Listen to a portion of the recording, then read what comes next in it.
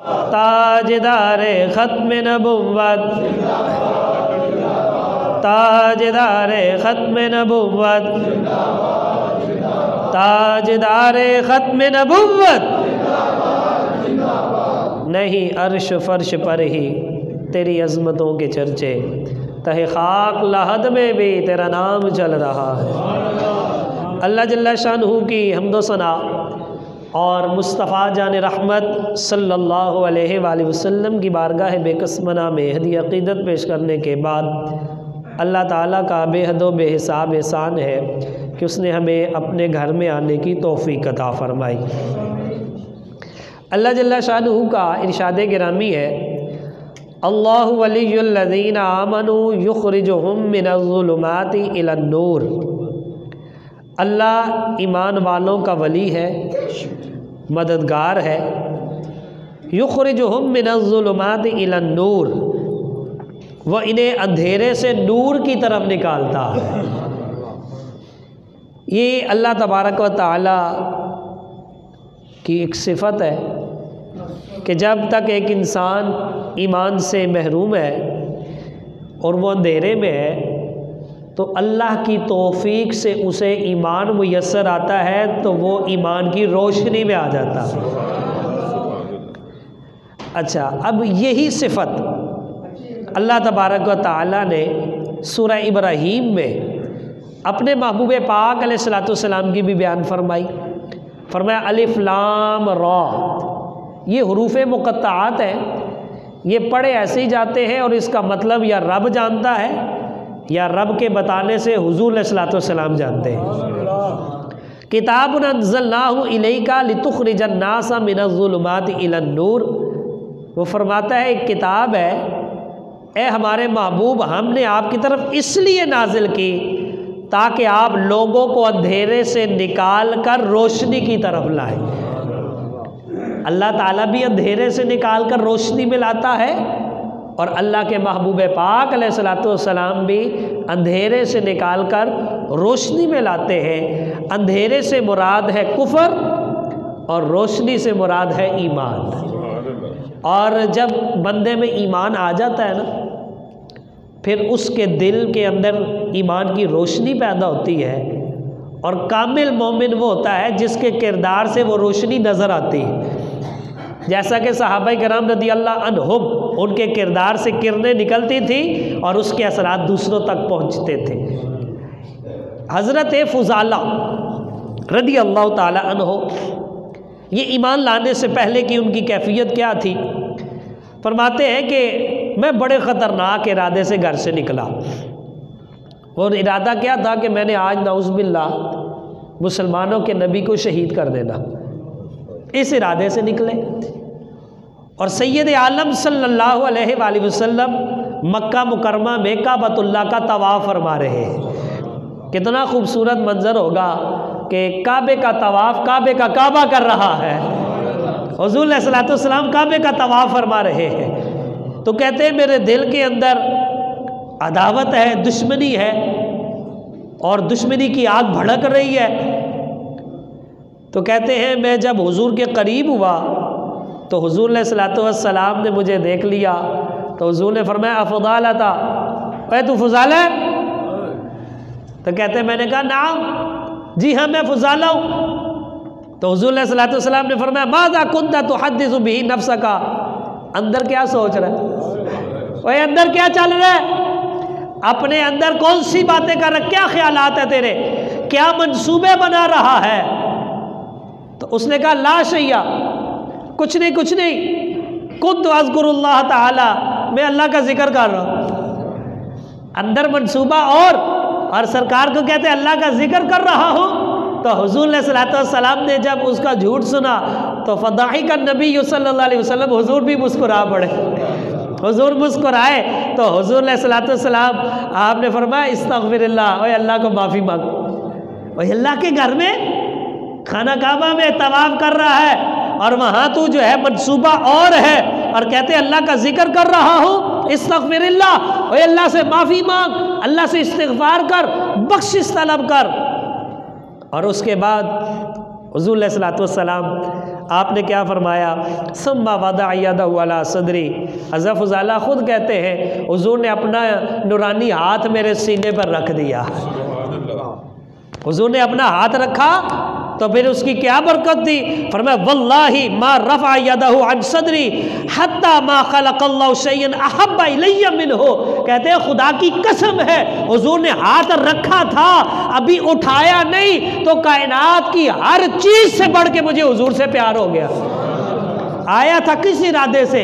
حضور کو شہید کرنے کے، لیکن فقط ید اللہ والے ہاتھوں کی برکت تھی، ابھی رکھا ہے تو اندر کی ساری سیاہی دھل گئی ہے، اللہ تعالیٰ نے ایمان کی روشنی عطا فرما دی۔ فرماتے ہیں میں نے کلمہ پڑھا، میں مسلمان ہو گیا۔ اچھا جب مسلمان ہو گیا تو واپس جانے لگا، اب میرا انداز بدل گیا، کردار میں بھی تبدیلی آنی چاہیے۔ تو کہتے ہیں ہوتا کیا تھا، میں اس سے پہلے نا ایک خاتون سے گپے مارا کرتا تھا، ایک غیر محرم عورت کے ساتھ میرے مراسم تھے، تو میں اس سے گپے مارتا تھا۔ اب پڑھ لیا کلمہ، اب تو ہو گئے مسلمان۔ کہتے ہیں جب میں فمررت بامرأۃ كنت اتحدث الیہا، تو جب میں پھر اس عورت کے پاس سے گزرا، اس نے مجھے آواز دی تو میں نے اس کی بات ہی نہیں سنی، سنی انسنی کر دی، نہ اس کی طرف دیکھا، نہ آواز کا جواب دیا، نہ اس سے گفتگو کی، اور وہ مسلسل اپنی پرکشش انداز میں مجھے دعوت دے رہی تھی اور بلا رہی تھی اور کہتی تھی مجھ سے بات تو کرو۔ جب اس نے بات کرنے کا تقاضا زیادہ کیا تو کہتے میں نے ایک بات اس سے کی، اور وہ کیا تھی؟ یأبی اللہ علیک والاسلام، کہا اب میرا رب اور اسلام اس کی اجازت نہیں دیتا، اب میں مسلمان ہو گیا ہوں، میں نے کلمہ پڑھ لیا ہے، پہلے جو ہو چکا سو ہو چکا، اب اس کی اجازت نہیں ہے۔ تو ہم نے نہیں کلمہ پڑھا ہوا، ہمارے کردار میں بھی تو یہ خوشبو آنی چاہیے، یہ پاکیزگی، یہ طہارت ہونی چاہیے، کیونکہ ایمان اور حیا یہ دونوں ساتھ ساتھ ہے۔ دیکھو ایمان آیا تو حیا ہی نا، اور حضور علیہ الصلوۃ والسلام فرماتے ہیں ایمان اور حیا یہ ساتھ ساتھ ہے، ایک چلا جائے تو دوسرا بھی چلا جاتا ہے، حیا چلی جائے پھر ایمان بھی گیا۔ تو آپ فرماتے پھر کردار میں تبدیلی آئی، فرمایا وہ پرانے طور طریقے چھوڑ دیے۔ اور یہ حدیث شریف میں یہ بھی آتا ہے قیامت والے دن کوئی سایہ نہیں ہوگا سوائے اللہ کے عرش کے سائے کے، یہ زمین چٹیل میدان ہو جائے گی، اونچ نیچ کوئی نہیں ہوگی، نہ یہ کوئی دیوار ہوگی، نہ کوئی چھت ہوگی، نہ کوئی درخت، نہ کوئی سایہ، کچھ بھی نہیں ہوگا، نہ پہاڑ نہ غار، کچھ بھی نہیں ہوگا سوائے اللہ کے عرش کے، کوئی سایہ نہیں ہوگا۔ حضور فرماتے اس میں 7 قسم کے لوگ ہوں گے، اور ان میں سے ایک وہ شخص ہوگا جسے کسی خاندان والی، حسن و جمال والی کسی عورت نے برائی کی دعوت دی اور اس نے یہ کہہ کر انکار کر دیا انی اخاف اللہ، اور بی بی مجھے رب سے ڈر لگتا ہے، یہ کہہ کے اس کے انکار کر دیا۔ حضور فرماتے ایسے شخص کو اللہ قیامت والے دن اپنے عرش کے سائے میں نور کے منبر پر جگہ عطا فرمائے گا۔ یہ مسلمان کے کردار کی پاکیزگی ہے۔ جب یہ پاکیزگی آتی ہے اللہ وہاں بھی نور عطا فرماتا ہے، یہاں بھی نور عطا، کردار سے بھی خوشبو آتی ہے، انسان کے عمل سے خوشبو آتی، یہاں تک کہ بزرگوں نے ایک واقعہ یوں بھی لکھا ہے کہ ایک عورت کسی دکان پر گئی خریداری کرنے کے لیے، تو ایک نوجوان بڑا خوبصورت تھا، تو شیطان نے ورغلا دیا، اس نے خریداری کی تو ضرورت سے زائد کر لی، جب ضرورت سے زائد کر لی تو اس نے پھر مالک سے کہا یہ اپنے اس ملازم کو بھیجو، میرے سے سامان اٹھایا نہیں جاتا تو میرے گھر تک پہنچا ہے۔ تو اس نے بھیج دیا، گھر کے قریب اس نے باہر سامان رکھا، واپس پلٹنے لگا تو اس نے کہا اندر کس نے پہنچانا ہے، اٹھا سکتی تو میں خود وہاں سے نہ لے آتی، اندر تک لے کر آؤ۔ جب وہ اندر گیا اس نے دروازہ بند کر دیا، شیطان نے حملہ کیا، اس کی طرف مائل ہوئی، اس نے کہا بی بی خدا کا خوف کھا، اللہ سے ڈر جا، لیکن جب شیطان نے غلبہ کیا ہو، جب وہ باز نہ آئی تو اس نے کہا تھوڑی سی مہلت دے، میں بیت الخلاء جانا چاہتا ہوں، وہاں سے فارغ ہو کر آ جاؤں۔ اس نے کہا ٹھیک ہے جاؤ۔ وہ اندر گیا نا تو اس کے دل میں یہ پتہ نہیں کیا وہ خیال پیدا ہوا، اس نے نا وہاں سے گندگی اور غلاظت اپنے جسم پہ مال لی۔ اس نے کہا یہ جسم کی غلاظت دھل جائے گی، کردار کی کیسے دوں گا۔ اسے گندگی اپنے جسم پر مل کے جب باہر آئی، اس سے بدبو آئے، جسم پر گندگی نظر آئے، تو اس نے اسے نکال دیا، تو ہو جا، مجھے تیری حاجت کوئی نہیں۔ جب باہر گیا تو اللہ کا شکر ادا کیا، یا اللہ یہ ظاہری نجاست دھو لوں گا لیکن کرم ہے تو نے مجھے زنا جیسی بدکاری سے بچا لیا۔ کہتے ہیں وہ نوجوان گیا، نہا لیا، صاف ہو گیا، کپڑے پاک ہو گئے، جسم پاک ہو گیا۔ کہتے ہیں اس کے بعد وہ ساری زندگی اس نے خوشبو نہیں لگائی، لیکن مرتے دم تک اس کے جسم سے خوشبو ختم ہی کوئی نہیں ہوئی۔ جس نے اپنے کردار کو پاکیزہ کیا، اللہ تعالیٰ نے دونوں جہانوں میں خوشبو لگا دی ہے۔ یہ ہے مسلمان کا کردار۔ ہم نے کلمہ پڑھ لیا ہے تو اب کیا ہے، ہم حضور علیہ الصلوۃ والسلام کی امتی ہے، ہم حضور علیہ الصلوۃ والسلام کی نمائندگی آپ کے دین کی کرتے ہیں۔ وہ میں نے سلطان محمود غزنوی والا واقعہ بھی بتایا تھا، ہم اپنے خاندان کے بھی نمائندے ہیں اور اپنے مذہب کے بھی نمائندے۔ ہم نے اپنے کردار سے بتانا ہے ہم کس نبی کا کلمہ پڑھتے ہیں، اور جس نے اس نبی کا کلمہ پڑھا پھر کیا ہوا۔ حضرت مازن رضی اللہ تعالیٰ عنہ وہ بھی صحابی رسول ہے۔ اسی طرح جب اللہ تعالیٰ کا خوف آ جاتا ہے نا تو پھر اللہ تعالیٰ دو خوف اکٹھے نہیں کرتا، یہاں کا اور وہاں کا۔ جو یہاں اللہ سے ڈر جاتا ہے اللہ تعالیٰ وہاں اسے آزاد فرما دیتا ہے، پھر اللہ تعالیٰ جنت عطا فرما۔ امام غزالی نے بھی ایک واقعہ لکھا، آپ فرماتے ہیں اسی طرح یہ آنکھ نہ بھٹکتی ہے نا جب، تو پھر دل بھٹک جاتا ہے، یہ کان بھٹکتے ہیں نا تو پھر بھی دل بھٹک جاتا ہے، پھر جب یہ کہتے ہیں نا دل ہی ڈبوئے دل ہی ترائے، دل دوست نہ دل سا کوئی دشمن، کہ اگر یہ صحیح ہے نا، اس کے اندر اللہ اور اس کے رسول کی محبت ہے تو سب سے بہترین دوست یہی ہے، لیکن اگر یہ نفس کا پجاری ہے تو ہمارا سب سے بڑا دشمن بھی یہی ہے۔ اب امام غزالی فرماتے ہیں نوجوان کی نظر بھٹکی، وہ بھی کسی عورت پر فریفتہ ہوا، اس کے گھر کے چکر لگائے۔ اس دور میں قافلے چلتے تھے، عورت کو قافلے میں جانا پڑا، ملک سے شہر سے باہر جانا تھا، وہ قافلے میں چلی گئی، نوجوان کو پتہ چلا، وہ بھی پہنچ گیا۔ قافلہ چلا، رات کو پڑاؤ کیا، وہ نوجوان جاگتا رہا، جب سارے سو گئے تو وہ اس کے خیمے میں چلا گیا، اپنی نفسانی خواہش کا اظہار کیا، تو بی بی نے کہا جا دیکھ کر آ، کیوں مجھے بدنام کروانا ہے، کوئی جاگ تو نہیں رہا؟ وہ گیا، اچھی طرح تسلی کی، نے کہا نہیں سب قافلے والے سو گئے، کوئی نہیں جاگ رہا۔ تو اس نے کہا تیرا اللہ کے بارے میں کیا خیال ہے؟ سارے تو سو گئے، اللہ کے بارے میں کیا خیال ہے؟ انہوں نے کہا بی بی تجھے پتہ نہیں، لا تأخذہ سنۃ ولا نوم، رب وہ ہے جسے نہ اونگ آتی ہے نہ نیند آتی ہے، وہ تو سوتا ہی کوئی نہیں ہے، اس کے سامنے سارے منظر ہے۔ تو کہا پھر اس سے چھپا لے، پھر جو تیرا جی آتا ہے وہ کر لے۔ کہا بی بی وہ نہیں چھپ سکتا، اس سے کہیں نہیں ہم جا سکتے، وہ ہر جگہ دیکھتا ہے۔ کہا اگر اس سے چھپ نہیں سکتے تو اپنے ارادے سے باز آ جا۔ بس چند لفظوں کی حرارت نے اس کا پتھر دل پہ گلا دیا، وہ واپس پلٹ گیا، دوبارہ لوٹ کر نہیں آیا۔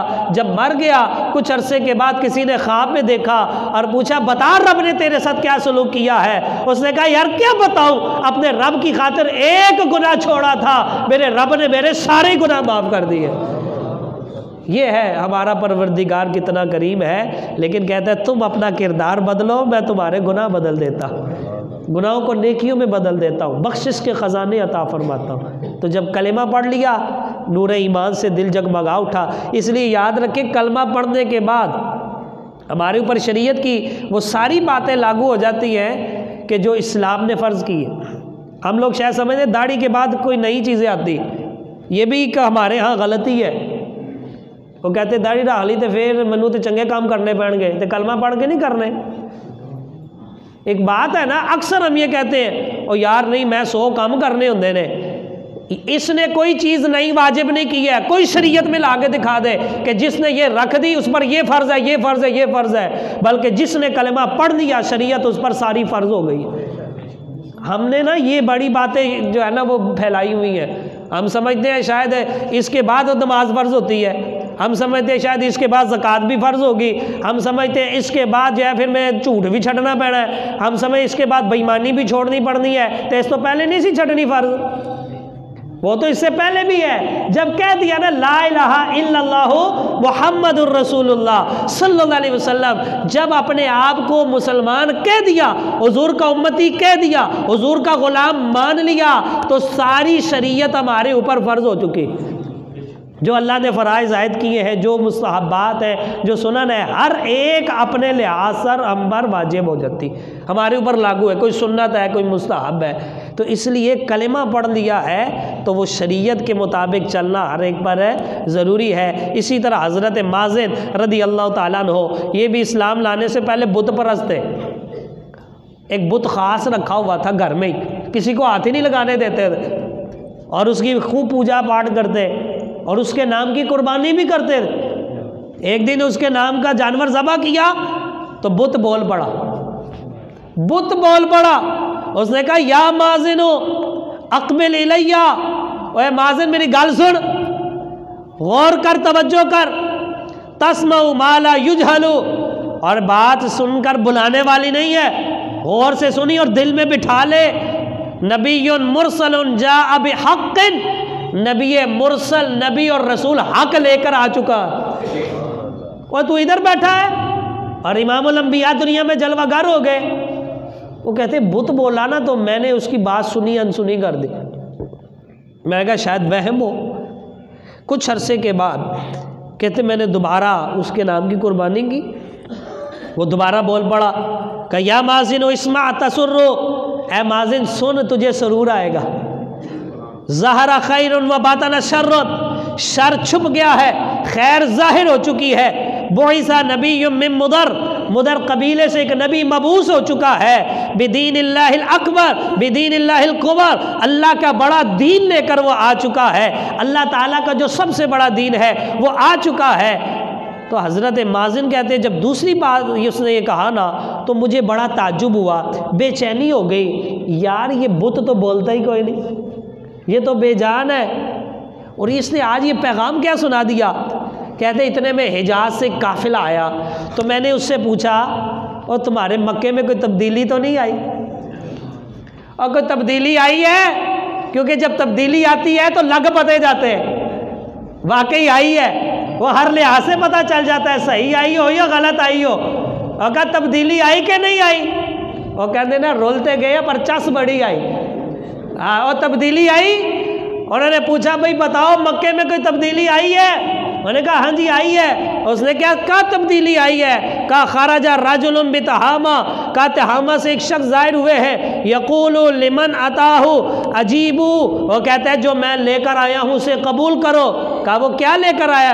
وہ کہتے ہیں اللہ ایک ہے، وہ وحدہ لا شریک ہے، اس کے علاوہ کوئی عبادت کے لائق نہیں۔ یقال لہ احمد، ان کا نام احمد صلی اللہ علیہ وآلہ وسلم ہے۔ وہ لوگوں کو رب ذوالجلال کی طرف، وحدہ لا شریف کی طرف بلا رہے ہیں۔ حضرت مازن کہتے ہیں جب انہوں نے بھی وہی بات کی جو بت نے کہی تھی مجھے یقین آ گیا۔ تو کہتے ہیں میں نے پہلا کام کیا کلاڑا پکڑ کے نا بت کے ٹکڑے کیے، کیونکہ اس نے بھی دعویٰ یہی دی تھی میں جھوٹا ہوں سچا وہی ہے، جھوٹا میں ہوں سچا وہی ہے۔ کہتے ہیں میں ٹکڑے کر دیے اور پھر میں نبی علیہ السلام کے پاس حاضر ہوا، ان کے چہرے کی زیارت کی، تو کہتے ہیں بغیر کسی معجزہ طلب کیے اس بت کی دعوت پر میں نے کلمہ پڑھا اور مسلمان ہو گیا۔ یہاں سے پتہ کیا بات ثابت ہوتی ہے؟ ایک بات یہ ثابت ہوتی ہے رب کا دین ہمارا محتاج نہیں۔ اسی سمجھنے میں کام نہیں نہ کرانگا، میں فلانے دا ساتھ نہیں دیاں گا تو کچھ نہیں ہوئے گا۔ رب کا دین ہمارا محتاج نہیں ہے، ہم خدا کے دین کے محتاج ہے۔ وہ رب اتنا بے نیاز ہے کہ وہ بتوں سے بھی اپنے دین کی تبلیغ کا کام لے لیتا۔ وہ بڑا بے بت نے نہیں تبلیغ کی۔ حضرت مازن کہتے ہیں میں نے جا کے اور کوئی معجزہ نہیں طلب کیا، میں نے بت کی بات سن کر یقین کیا اور چہرہ بددعا کا کلمہ پڑھا ہے۔ میں نے حضور علیہ السلام کا کلمہ پڑھ لیا، لیکن جب کلمہ پڑھ لیا تو پھر سرکار علیہ السلام سے گزارش بھی کی اب مسلمان ہو گئے، اب کردار میں بھی سچائی آنی چاہیے۔ حضور علیہ السلام سے عرض کی حضور انی امرؤ مولع بالطرب وشرب الخمر، خمری، حضور میں شراب کا بڑا عادی، شراب بڑی پیتا ہوں، شراب کے بغیر میرا گزارا کوئی نہیں۔ والحلوق من النساء، میں عورتوں کا بھی دیوانہ ہوں، توجہ ادھر ہی رہتی ہے۔ اور حضور میں ہمارے پاس قحط سالی نے ڈیرے ڈالے ہیں، مال و دولت فنا ہو گیا ہے، ہمارے چھوٹے بڑے کمزور ہو گئے ہیں، تو دعا کیجیے اللہ تعالیٰ میری حالت بدل دے، مجھے حیا سے مالا مال کرے، اللہ مجھے اولاد بھی عطا فرمائے۔ کہتے ہیں جب میں نے حضور کے سامنے یہ باتیں رکھی تو حضور علیہ الصلوۃ والسلام آپ نے دعا کے لیے ہاتھ اٹھا لیے اور آپ نے فرمایا اللہم ابدلہ بالطرب قراءۃ القرآن، اے اللہ مازن کو گانے بجانے کی بجائے تلاوت قرآن کا شرف عطا فرما۔ یا اللہ یہ گانے بجانے، یہ طوائفوں کے پیچھے بھاگنے والے، یا اللہ دل سے یہ نفرتیں پیدا فرما اور ان کے دل میں قرآن کی محبت پیدا فرما، دین کی محبت پیدا فرما۔ وبالحرام الحلال، حرام کی جگہ حلال عطا فرما۔ وآتی بالحیاء وہب لہ ولدا صالحا، یا اللہ اسے حیا بھی عطا فرما، اولاد صالحہ بھی عطا فرما۔ فرماتے کتنے خوش نصیب تھے، پہلی ملاقات میں سرکار سے سب کچھ مانگ لیا ہے، اور فرماتے ہیں سرکار نے ہاتھ بھی اٹھا لیے، اور فرماتے ہیں اللہ تعالیٰ نے ان کی حضور کی دعا قبول فرمائی، میری ساری گندی عادتیں ایک لمحے میں دور ہو گئی، شراب بھی چھوٹ گئی، عورتوں کی طرف توجہ بھی ختم ہو گئی، اللہ نے 4 بیویاں عطا فرمائی اور اولاد بھی عطا فرمائی، اور بتا دیا جب کلمہ پڑھ لو اپنے کردار کو حلال اور پاکیزہ بنا دو، یہ مسلمان کا کردار ہے۔ لیکن اسی کلمہ بھی پڑھی جائیے، آج تسبیح بھی رکھی جائی لوکن وخانا سے، تے کئی دفعہ سامنے یاسین بھی پڑھ لینے، لوکن دھوکھا دین واسطے چھری بھی پھیری جانے۔ یہ مسلمان ہیں ہم سے تو بہتر جو ہے وہ لوگ ہیں کہ جنہوں نے ایک لمحے میں، وہ تو ہر لحاظ سے ہی بہتر ہے نا، لیکن ایک ہی لمحے میں انہوں نے اپنی تمام بری عادتوں کو چھوڑ دیا اور سرکار سے دعا کروا کے کہا اب اسلام لے آئے ہیں، ہم اسلام کے نمائندے ہیں، ہمارے کردار سے اسلام کی خوشبو آنی چاہیے۔ لیکن آج ہمارے کردار کیا ہے، تسبیح دکھا کے دھوکہ دیتے۔ آپ کو پتہ ہے مال بیچنے کے لیے تسبیح پڑھنا بھی ناجائز ہے، لوگوں کو دکھانے کے لیے پتہ لگے بڑا نیک ہے میرے کو سودا لین کے، قرآن پڑھنا بھی جائز نہیں ہوتا اس وقت، لوگوں کو دھوکہ دینے کے لیے۔ ایسے بھی ہے، ہم سمجھتے ہیں کہ شاید پتہ، بعض جان بوجھ کے تسبیح رکھی ہوتی ہے تاکہ پتہ چلے، اور پھر ایسی چھری پھرتی ہے، بندہ کہتا ہے یار ایسا لو تو بے نمازی چنگا سی۔